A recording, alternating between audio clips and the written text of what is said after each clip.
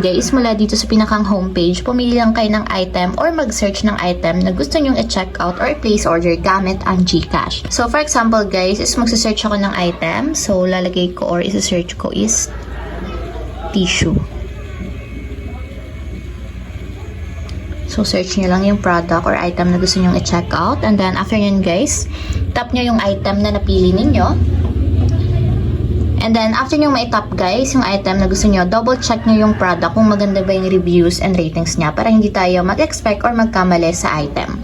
So, kapag ganyan na guys, tap natin or hanapin yung buy now dito sa baba para ma-check out na natin yung item.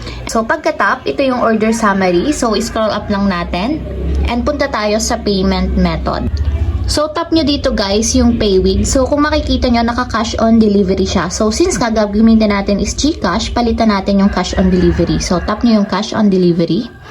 And hanapin nyo dito yung GCash e-wallet. So, tap nyo lang.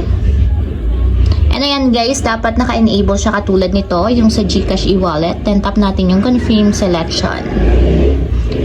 And kung makikita nyo guys, naka-GCash e-wallet na yung ating payment method. So, kapag ganyan na, tap na natin yung confirm to pay. So, kailangan meron tayong funds sa GCash kung yun yung gagamitin natin pang payment.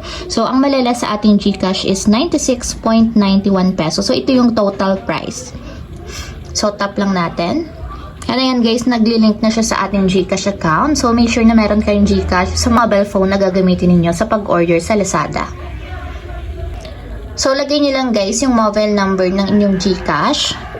And after nyo malagay yung mobile number ng inyong GCash account, tap na natin yung next. And may magsasend ng OTP code sa ating GCash number. So, yung ilalagay yung code dito sa blank spaces. So, lagay nyo lang yung 6-digit code. Then, after nyan, tap nyo na yung next. So, lagay nyo naman yung 4-digit PIN ng inyong GCash account. So, yan guys. So, confirm lang natin dito yung ating payment. So, check nyo yung checkbox para magkaroon ng check mark. And then, tap natin yung authorize. And ayan, online payment linking successful. So, makaka-receive tayo ng text message confirming na successfully payment na yung ating item gamit ang GCash. And ayan guys, after yan, mapupunta ulit kayo dito sa order summary. So, tatap na natin dito yung confirm to pay 96.91 pesos.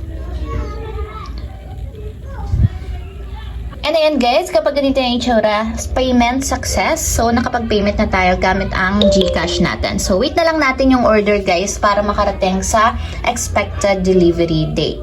So, ayun lang guys, ganun lang kasimple.